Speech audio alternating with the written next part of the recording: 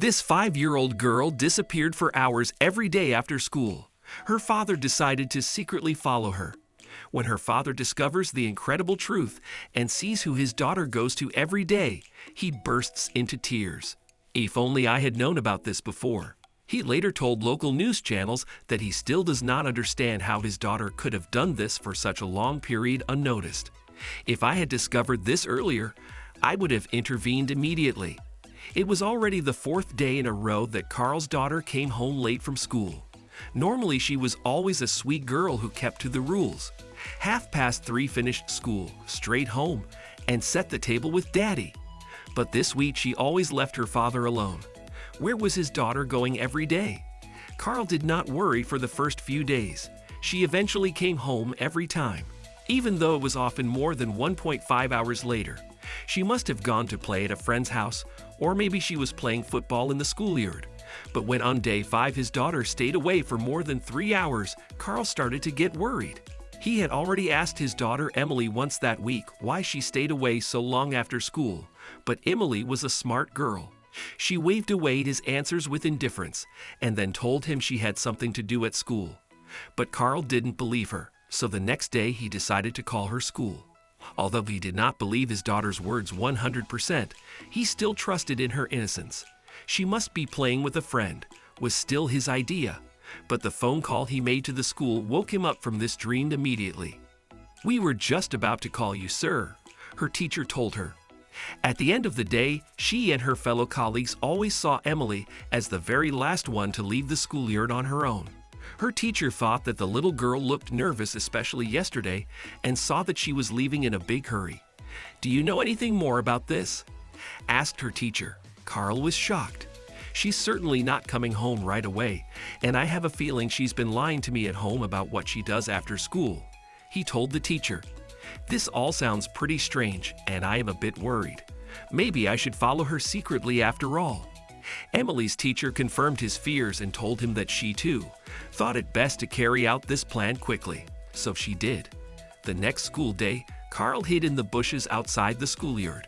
He saw Emily standing alone. She did look nervous. And then it happened. "If she takes off soon, I'll be right behind her," he heard himself say aloud.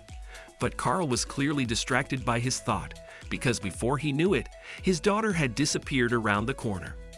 The little girl was surprisingly fast and sprinted down one street and out the other. Carl could barely keep up with her. After a zigzag route of more than 15 minutes, Emily and Carl, who followed her quietly but closely, left the urban houses. Asphalt gave way to lawns and houses were replaced by deciduous trees. His daughter paused at the edge of a huge forest. She looked around hurriedly and then disappeared among the trees. Emily had already disappeared from sight when Carl himself arrived at the edge of the forest.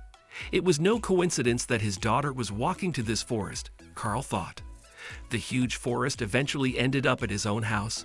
The 5-hectare estate on which Carl lived with his family had been in his possession for almost 100 years. But where was his daughter going? She might get lost. Besides his own house, there was only one other house on the entire estate, but no one had lived there for 50 years. The house used to belong to his grandfather and grandmother, but was now abandoned. Yet the sprint ended at an open plain with this particular house at the end. Why here? Emily walked slowly towards the old building. She was holding a large white plastic bag in her right hand, and it was clearly filled with something heavy. What is she doing here, and why is she lying to me about visiting this place? But as Carl himself approached, he got the scare of his life. There was someone waiting on the balcony. Carl hid behind the house to wait for his daughter. What is Emily doing here? The worried father wondered. He didn't have to wait long, because after a few minutes Emily already appeared at the door of the house. She knocked hard on the door with her fists, and the mysterious person disappeared from the balcony. The door opened, and Emily walked in. Who is this mysterious person?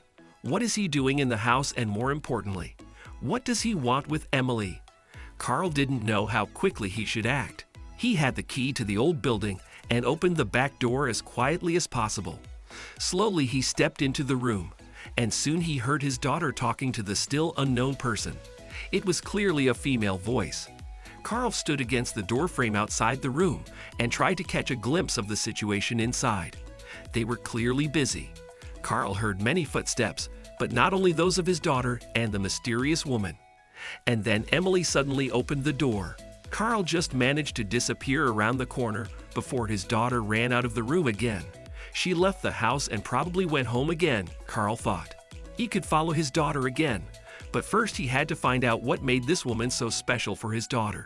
He slammed the door open and was shocked to see what was in the room. The room was not empty, like his grandpa and grandma had left it years ago. No, there was a whole family sitting there, and in the corner was the woman he was looking for. The woman was clearly startled and tried to get away quickly, but Carl stopped her.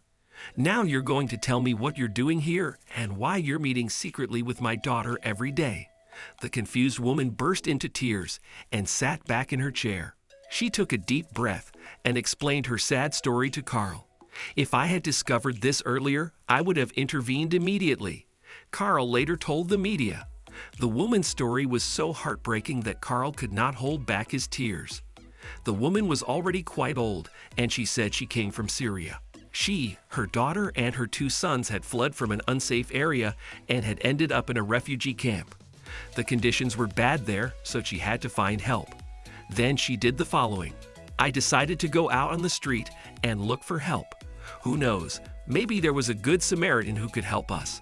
She had been walking the streets for days hoping someone would be able to help her, but no one lent a listening ear. Then she met little Emily. "My family is my everything, and I wanted to do everything I could to give them the best." The old woman struggled to support herself and all her family, and soon all their food ran out. That is, until Emily met the special woman during recess at school. Emily told her about the house on their estate, and that she could live here safely and in secret. "I have been living here for about a month now," the woman told her. "But soon our food ran out here too, as I had to share it with my daughter and grandchildren. But then your dear Emily decided to help me again." For the past week, Emily visited the old woman and her family every day. She played with the children and asked if they were doing well. But when the food started to run out, the little girl couldn't possibly do anything. Every day, she took as much food as she could from home and gave it to the old woman and her family. It wasn't much, but just enough to survive, the old woman said.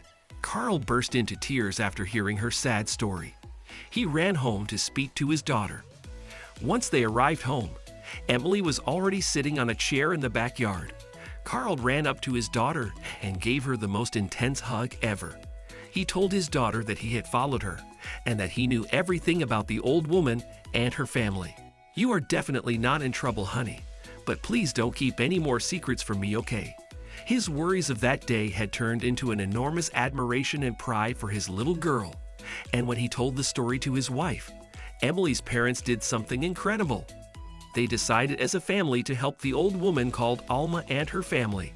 Alma was allowed to live in the house free of charge and was given enough food every day for herself and her daughter and grandchildren.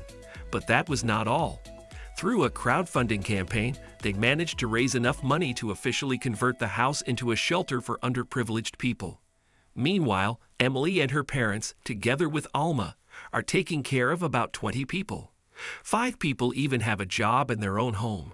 And all that thanks to the good heart of this little girl.